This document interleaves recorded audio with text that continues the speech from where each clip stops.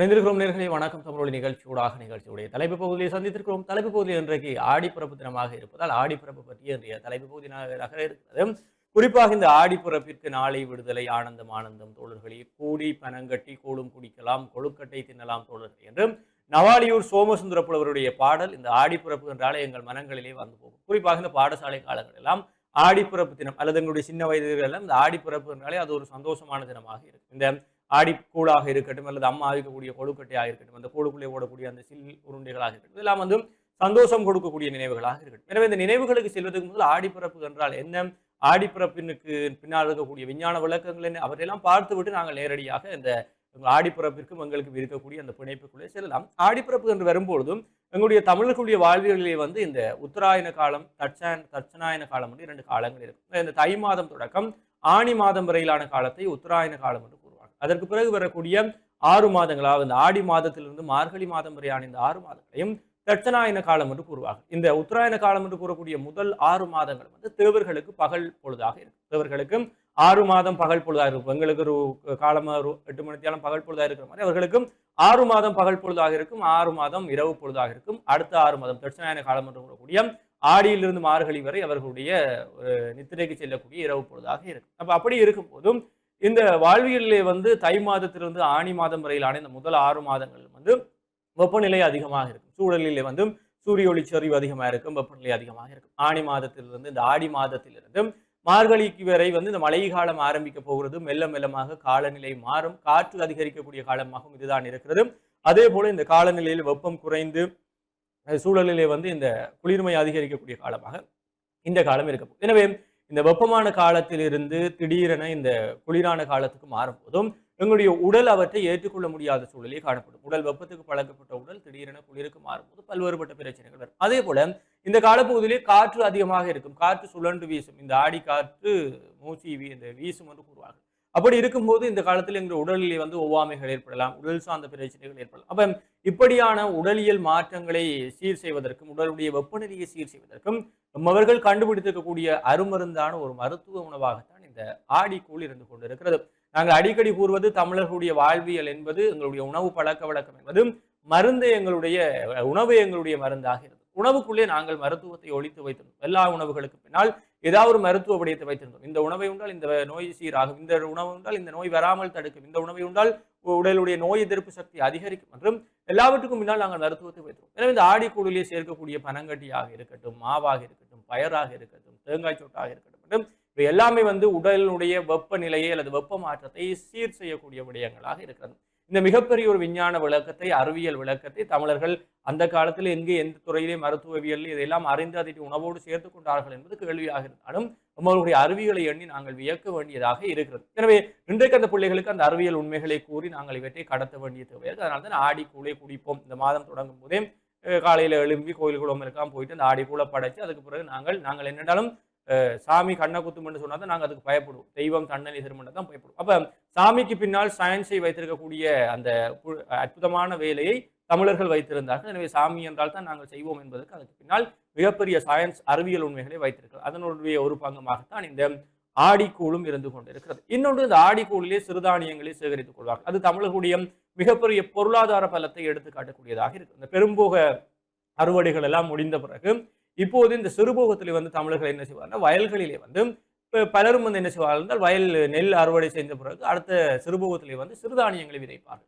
அப்ப சிறுதானியங்கள் விதைத்து அந்த சிறுதானியங்கள் அறுவடை செய்யக்கூடிய காலம் பெறும்போது இந்த ஆடி மாதம் பெறுவதால் உற்பத்தி செய்திருக்கக்கூடிய இந்த சிறுதானியங்களுக்கான ஒரு சந்தைப்படுத்தல் இந்த ஆடி பிறப்பு நன்னாளிலே அல்லது ஆடி கூழ் சமைக்கும் போதும் சிறுதானியங்களை வாங்கும் போது அந்த உற்பத்தி செய்யப்பட்ட விவசாய பெருமக்களுடைய வாழ்வியலில் அந்த சிறுதானியம் விற்பனையாகி பணம் சேரும்போது அது செழிக்கக்கூடியதாக இருக்கும். எனவே ஒரு விஞ்ஞானத்தோடு சேர்ந்து ஒரு பொருளாதார நோக்கத்தையும் தமிழர்கள் இதற்குள்ளே ஒழித்து வைத்திருக்கிறார்கள் என்பது பாராட்டத்தக்க விடயமாக இருக்கு. அதை தாண்டி இந்த பனங்கட்டி சேர்ப்பது, கருப்பணி சேர்ப்பது எல்லாமே வந்து ஒரு பனை சார்ந்த தொழில்களில் ஈடுபடக்கூடியவர்கள் கற்பகத்தரு என்று கூறி அந்த பனை சார்ந்த தொழில்களில் ஈடுபட்டு அதனுடைய உப உற்பத்தி பொருட்கள் பனங்கட்டி செய்கிறது, பனங்கூட்டான் செய்கிறது, இப்படி பல்வேறு விடயங்கள் செய்யக்கூடிய அந்த மக்களுக்கும் இது பொருளாதார நன்மையை சேர்க்கக்கூடிய விடயமாக இருக்கும். யாரோ ஒரு வழியில் அமெரிக்காவிலிருந்து உற்பத்தி செய்யக்கூடிய சீனியை நாங்கள் இங்கே வாங்கி பயன்படுத்துவதை விட எம்மவர்கள் இங்கே வேர்வை சிந்து உழைத்து உருவாக்கக்கூடிய ஒரு பனங்கூட்டான் கருப்பட்டியை வாங்கி பயன்படுத்தும் போது அவர்களுடைய வாழ்வியல் உயர்த்தும். எனவே எங்களுடைய பாரம்பரிய சிறுதானியங்களாக இருக்கட்டும், பாரம்பரிய உற்பத்திகளாக இருக்கட்டும், இவையெல்லாம் சேர்த்து ஆடிக்கூழ் என்ற ஒன்றை கொண்டு வந்து அவர்களுடைய உழைப்பையும் பாதுகாத்து, அதே போல பொருளாதாரத்தையும் பாதுகாத்து, இன்னொரு பக்கமாக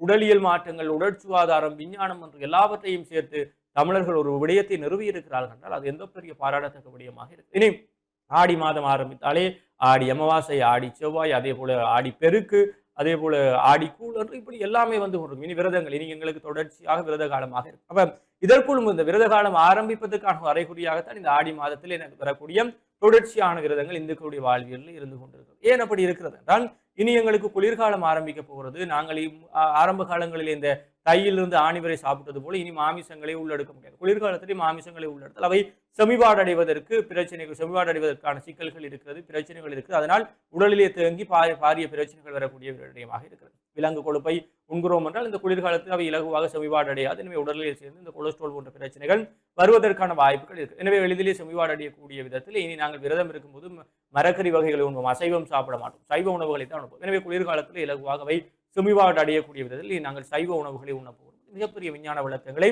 எங்களுடைய வாழ்வியலோடு வைத்திருக்கிறார்கள். அதனால தான் எங்களுடைய உணவிலே மருந்து இருக்கிறது. தமிழர்களுடைய வாழ்வியல் உணவே மருந்து என்று இருந்தது. ஆனால் இன்றைக்கு நாங்கள் மருந்தே உணவு என்ற நிலைமைக்கு மாறி இருக்கிறோம்.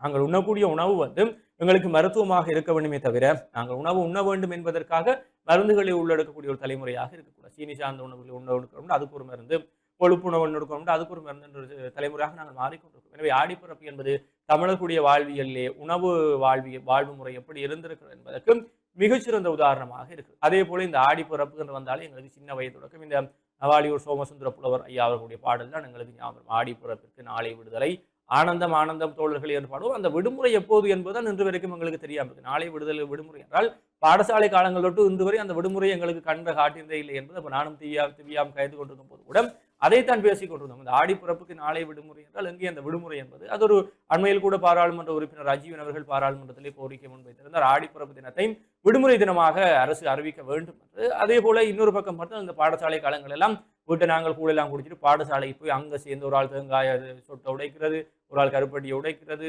பாத்திரங்களை கழுவுறது, அடுப்பை மட்டும் நாங்கள் ஆசிரியர்களோடு இணைந்து நாங்கள் இந்த கூளை காய்ச்சி பாடசாலை முழுக்க விநியோகிக்க அது ஒரு சந்தோஷமா இருக்கும். இன்றைக்கு அலுவலகங்களுக்கு மாறி இருக்கும். இப்படி வாழ்க்கையில் இந்த ஆடிப்பிறப்பு என்பது எங்களால் மறக்க முடியாத ஒன்றாக இருக்குது. அதே போல கொழுக்கட்டை அவிக்கிறது அது பாரிய சந்தோஷங்களை கொடுக்கக்கூடியதாக இன்றைக்கும் விடிய எழுப்பி அம்மா கூழ் காய்ச்சி கொழுக்கட்டை அவிக்கலையும் ஒன்றும் கேட்கக்கூடிய அளவிற்கு எங்களுக்கு பழைய நினைவுகள் இருந்ததால் இருக்கு. எனவே அடுத்த தலைமுறைக்கு இந்த விடயங்களை சொல்லிக் கொடுக்க வேண்டும். ஏன்னா இல்லை என்றால் ஆடிக்கூட ஒரு டின்னர் அடைச்சு அதை நாங்கள் வாங்கி கொண்டு வந்து ஹீட் பண்ணி குடிக்கக்கூடிய முறையில் இன்றைக்கு சந்தைப்படுத்தல் வந்து விட்டதும் இன்றைக்கு அது தேவையாகும். நாங்கள் அதை வாங்கி கொண்டு வந்து ஃப்ரிட்ஜில் வச்சுட்டு முதல் நாள் வாங்கி வந்து ஃப்ரிட்ஜில் வச்சுட்டு அடுத்த நாள் ஹீட் பண்ணிட்டு குடிப்போம். இல்லாட்டி ஹீட் பண்ணாமே குடிக்கக்கூடிய முறைக்கு இன்றைக்கு வந்திருக்கு. எனவே இந்த வரலாற்று உண்மைகளை பிள்ளைகளுக்கு கடத்துவதன் மூலம் தான் எங்களுடைய பாரம்பரியம், பண்பாடு, அதற்கு பின்னால் இருக்கக்கூடிய இவ்வளவு பெரிய அறிவியல், மருத்துவ குணம், பொருளாதாரம் இதையெல்லாம் அடுத்த சந்ததிக்கு கொடுக்கக்கூடியதாக இருக்கும் என்பதை தான் நாங்களும் கூறிக்கொள்ளக்கூடியதாக இருக்கிறது.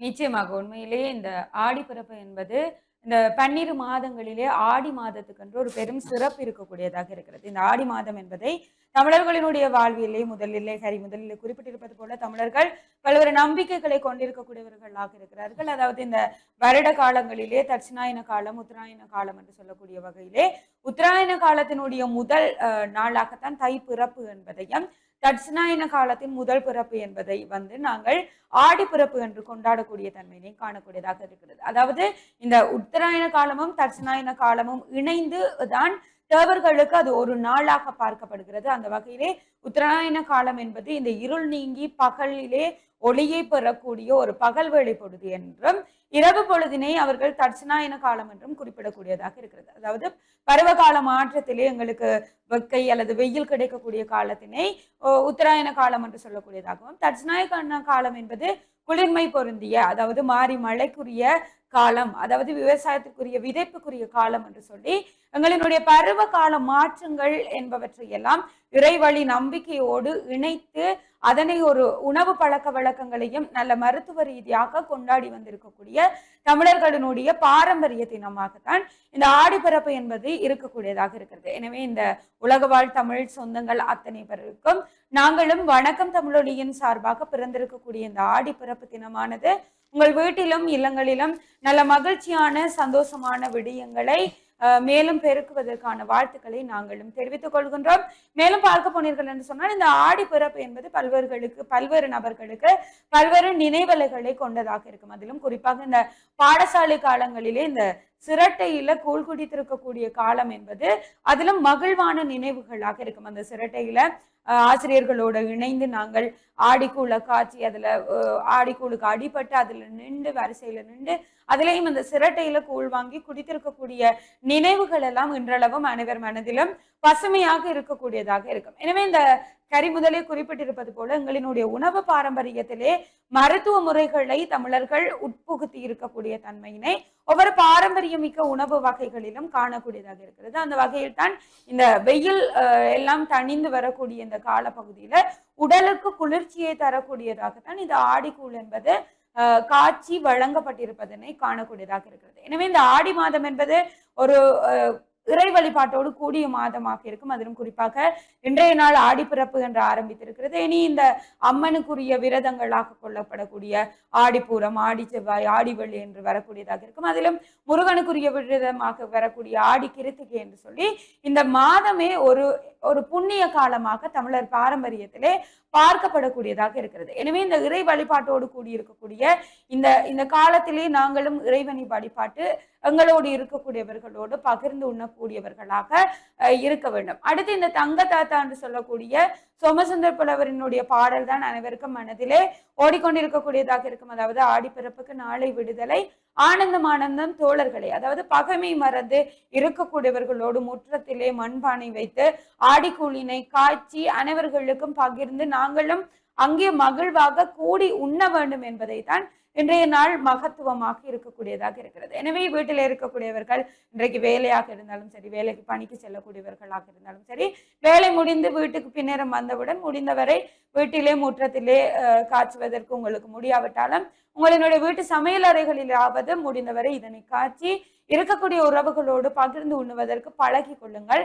ஏனென்று சொன்னால் இன்றைக்கு நாங்கள் இந்த தமிழர்களினுடைய பாரம்பரியத்தை மறந்து போய்விடக்கூடியவர்களாக இருக்கிறோம். இன்றைக்கு இருக்கக்கூடிய இளவல்களுக்கு அல்லது வளர்ந்து வரக்கூடிய சமுதாயத்தினர்களுக்கு இந்த ஆடிப்பிறப்பு என்றா என்ன, ஆடி கூழ் என்றா என்ன, பல்வேறு விடயங்கள் தெரியாமலே இருக்கக்கூடியதாக இருக்கிறது. இன்றைக்கு நாங்கள் பொங்கலும் சரி அல்லது அனைத்து விடயங்களையுமே இன்ஸ்டன்டா தயாரித்து வாங்கக்கூடிய அளவிற்கு வந்து விட்டோம் என்று சொல்லி இருக்கக்கூடிய தலைமுறையாக மாறிவிட்டோம். எனவே இந்த இருக்கக்கூடிய இளவல்களுக்கு அல்லது வரக்கூடிய தலைமுறையினர்களுக்கு எங்களினுடைய பாரம்பரியத்தினை சரியாக கடத்தக்கூடியவர்களாக இருக்க வேண்டும். வீட்டில் இருக்கக்கூடிய தாத்தாக்களோ பாட்டிகளோ அல்லது அம்மாவோ அப்பாவோ பெற்றோர்களாக இருக்கக்கூடியவர்கள் உங்களினுடைய வீட்டு குழந்தைகளுக்கு ஆடிப்பிறப்பு என்றா என்ன, நீங்கள் பள்ளிக்கூட காலத்துல ஆடிப்பிறப்புகளை எப்படி கொண்டாடி இருக்கிறீர்கள் என்பதை எல்லாம் சொல்லக்கூடியவர்களாக இருந்து கொள்ளுங்கள்.